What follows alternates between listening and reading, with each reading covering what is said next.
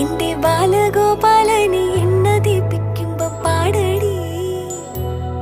വെള്ളം കോരിക്കൊളുപ്പിച്ച് കിന്നരിച്ചു മരിച്ചയ്യ. എന്റെ മാരിപ്പളുങ്കിപ്പം രാജപ്പൂമുത്ത്